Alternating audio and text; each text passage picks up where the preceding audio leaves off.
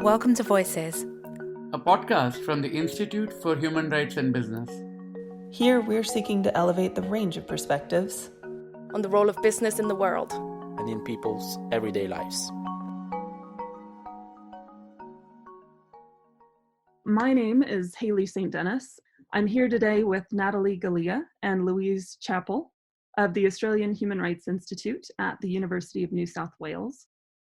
We're talking today about the built environment. These are the places where we live, where we work, which have everything to do really with our own ability to lead healthy, fulfilling lives. And you both have such fascinating backgrounds as to how you got into this space. Natalie, it sounds almost inevitable given 2 decades of working in construction contracting across Australia and the MENA region that you would get in this space partly because of just the lack of women and female leaders. Is that right? That's right. And just to sort of make sense of my own career as a construction professional, but also as somebody who has worked out on construction sites across the globe and seen the effect on the people that work on those sites, but also the ones that, are using the built environment later after the construction's completed. And after those 2 decades or so of sort of direct experience, you went on to formalize your study in terms of a PhD and now your work at University of New South Wales. My focus at my PhD level was on the lack of gender equality in the construction sector in Australia. And the construction sector is Australia's most male-dominated sector. So it really looked at why it was that despite all this global movement towards gender equality, why the construction sector in Australia was actually tracking backwards in terms of the participation of women. Louise, it sounds like a really similar sort of lived experience for you as a young girl watching your father, who was an MP, right? And not seeing, I think, women represented in politics in general across Australia. Yeah, exactly. So, my interest in this whole area came through the gender equality avenue. Natalie contacted me when she wanted to start her PhD to think about gender in the construction industry. And I'd actually never had anything to do with the construction industry. And I found some really unique and different ways of operating there once I started looking at it. But I also found lots of similarities with the male-dominated workplaces that I'd been looking at around public policy making and in Australian politics. And gender is just one of the dimensions that can really showcase the intersection of human rights within the wider built environment life cycle. But within construction in Australia, really in particular, why would you both say new thinking is needed now? Yeah, look, I think in Australia, beyond, I guess, the equity issues on our construction sites, we've really seen a bit of a race to the bottom in terms of the built form that's being produced. We have, at the moment an investigation into, large tower blocks that have been built poorly and have fire hazards, etc. And we also are seeing, a built environment that's really hasn't been constructed with a diverse community in mind. So without thinking about people with disabilities or, our ageing population, how they live and exist within the built environment.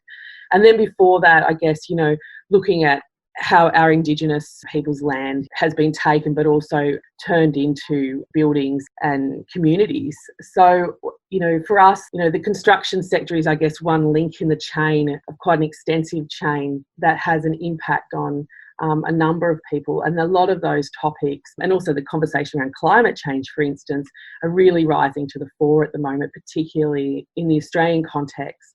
And the other thing that's interesting is that with the introduction here of the Modern Slavery Act, companies, construction companies and developers are also really thinking about the footprint that they have outside of our borders and the impact they're having and their consideration for the sites that they're building, say in the Middle East or Indonesia or Papua New Guinea.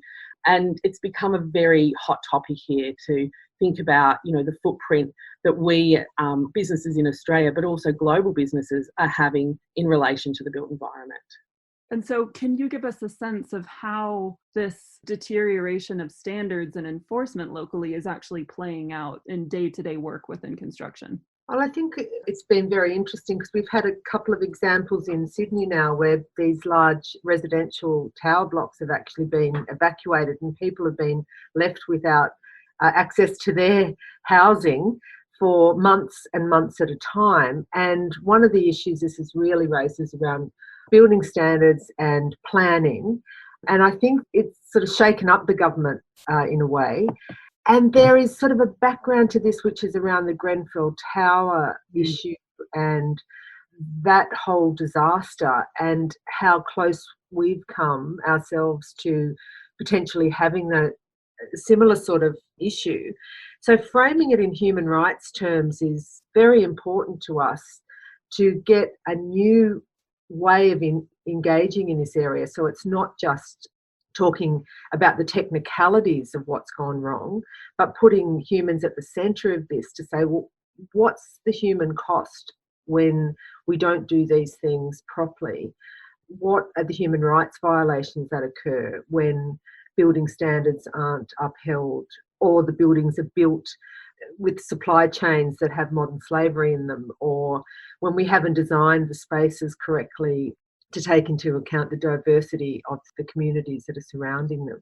So I think the human rights lens brings a very powerful new tool into play with government planners, developers and so on that just really hasn't been used in the Australian context very much at all. And as Nat said, not just in the Australian context, but moving out of Australia to the way we impact the environment elsewhere in the world through our construction and our mining industries and other extractive industries that are so big in the Australian scene. And can you say a little more about that in terms of Australia's footprint, within the wider Asia Pacific region and beyond? Is it very much the same case? Is it worse because they're away from homes? Yeah, I think there's been a real lack of research into this area, actually. We have crises pop up from time to time where we know that Australian companies have been involved in destroying local habitats, polluting important waterways, building on sites which has meant the displacement of people. But there isn't really very strong regulation around that outside our borders. So a lot of this goes unremarked, and the accountability that many of these companies have not really come to the fore in the Australian environment. So I think there's a lot of work to be done in terms of researching this and also then in developing regulations, something similar to the Modern Slavery Act that can look across borders and make sure that Australian companies are being held to account for what they are doing. And we think this is particularly important right now. The Australian government has made a strong commitment to helping develop the Pacific region and be very alert to the challenges that are involved in being involved in those local communities and making sure that what we're doing is respectful of the people living in those communities, their Indigenous people, their environments and so on, rather than just sort of neo-colonial approach of coming in and telling them what they need and for us to build that. And that's coming in an environment where geopolitically it's really interesting because of China's move through the One Belt, One Road project and it ramping up construction projects right across the Asia Pacific region. So it's happening at a very critical and also fragile political time. Right. The moment is kind of ripe for either opportunity or disaster, depending on how it's seized. And looking at some of the points you just made there, what strikes me is the earlier the better when it comes to the life cycle of a building or project. And construction is obviously kind of ground zero for that footprint. But prior to that is a huge round of investment and development. Are you seeing particular interest from the investment community around sort of a rights-based conversation, or is that still really a kind of uphill battle at the moment? I just want to reiterate that is exactly, it is sometimes too late by the time you've got onto a construction site. We saw that with our research in the gender equality area, that a lot of the pressures that are forced onto contractors when they're building the building could have been considered in the scoping out of the project, in the tender phase, and also by investors. I think that at the moment we're gauging probably interest across the board, from contractors right through up to investors and definitely developers, in terms of the interest that we've had when we've started to do a bit of a listen and a learn tour within the Australian landscape. And just to go back to Louise's point earlier, and there certainly is an appetite from particularly Australian companies who are operating offshore to ensure that they're doing their human rights due diligence and that they're actually taking an active step in that approach. So I think that there will be an appetite there.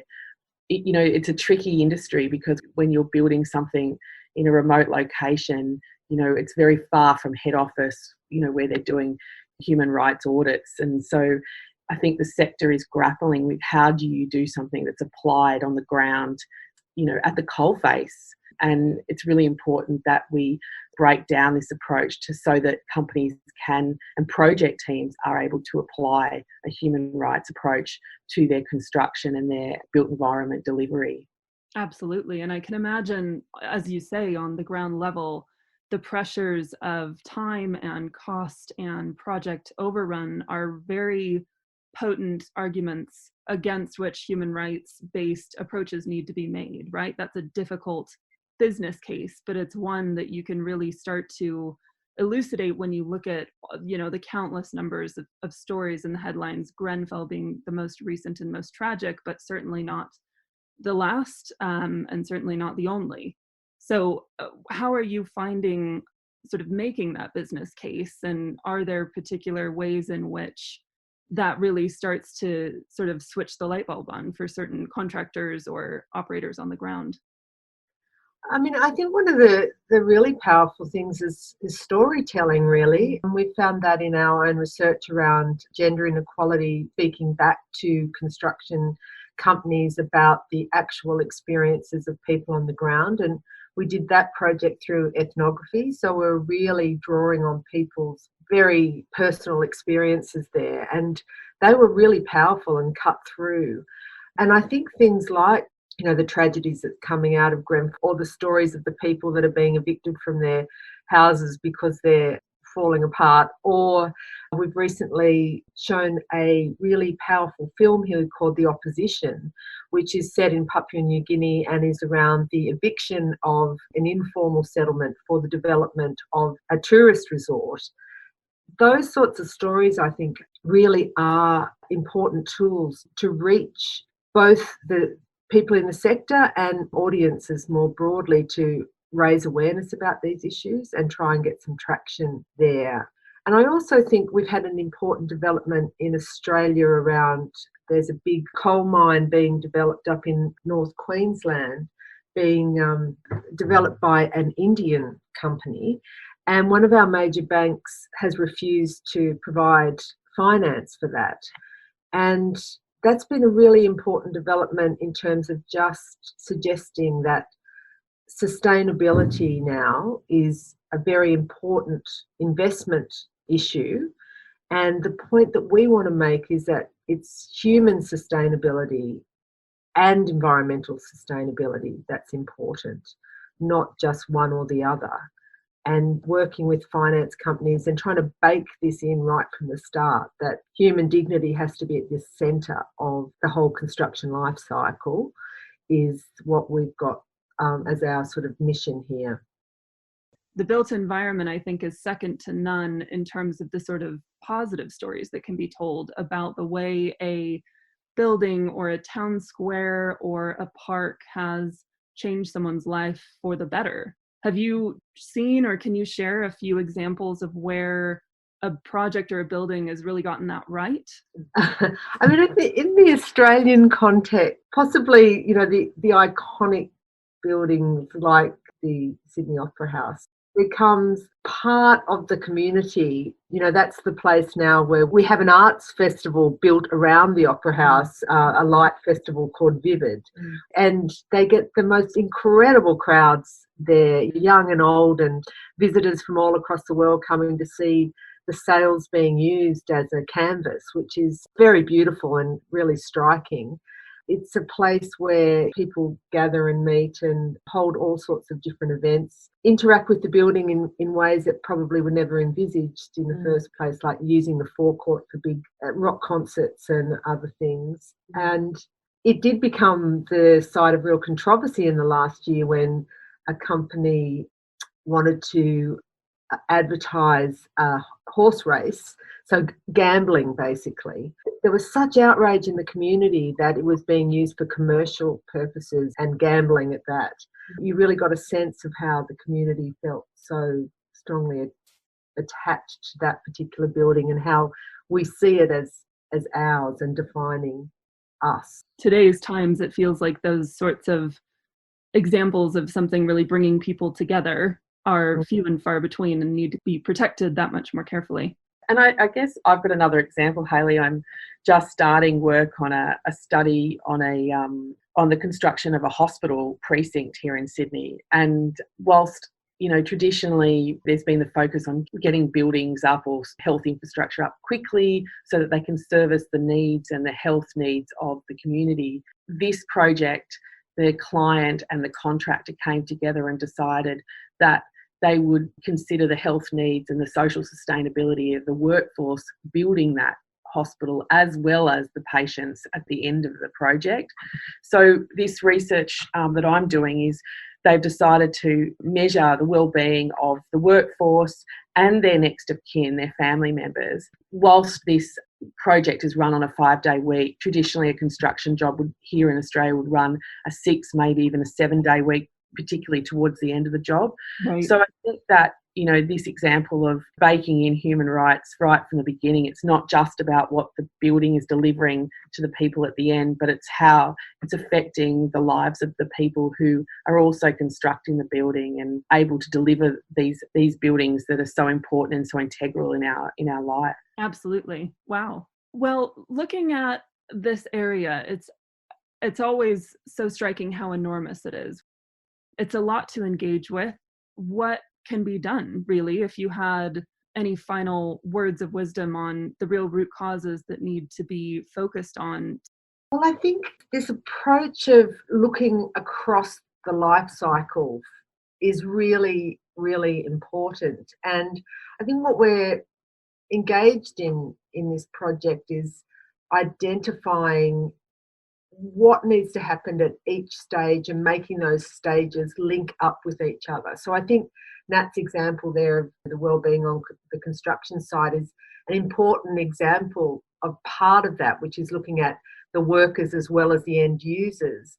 But we need to also think about how it's financed, what it's meant to get access to that land, and ensuring that that hasn't trampled on the rights of Indigenous peoples or of local communities, making sure that it's sustainable. So I think what we need to do is be building frameworks at each stage of the construction life cycle and making sure those frameworks all link together so that it's not just the design aspect that's right, but that when design gets to be constructed, that the construction aspect is right and they're paying attention to who the end users are going to be. So it's just making sure that we pay attention to the next stage in the cycle and get out of our silos and stop just thinking about what's going on within our professional level or area of interest. I think what we've really got to pay attention to is linking the bits of the puzzle together, because you could have the most beautiful design but then use exploited migrant workers to build it, and then you lose the human dignity as part of that cycle. It undermines everything. Yeah.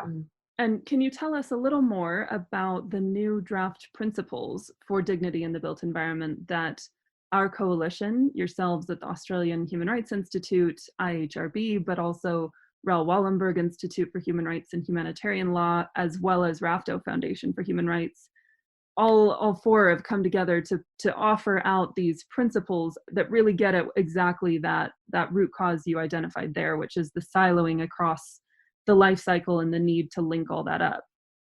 Yes, I mean, this is a really important and an exciting development to bring together this partnership, which is international and looking across this life cycle of land, planning and finance, design, construction, management and use, and demolition and redevelopment, and making sure that human dignity is put at the centre of every stage of that cycle, and then thinking about this in terms of a human rights approach. So really thinking clearly around who's accountable, who is actively participating in each of these phases, that there is a non-discrimination lens, and also that there is transparency across the life cycle.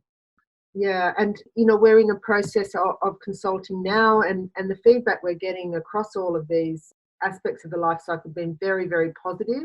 The companies, law firms, contractors, they're all very keen to hear more about this. There's a willingness there.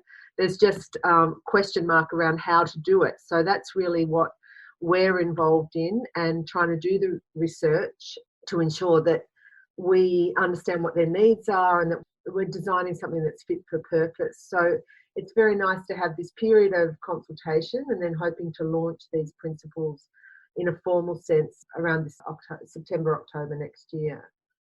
Wonderful. Well, IHRB is certainly delighted to be part of the work you're doing, and we'll continue on that for the foreseeable future. But good luck in the meantime in Australia, and we wish you well on your work. Thank you so much, Hayley. Thank you both.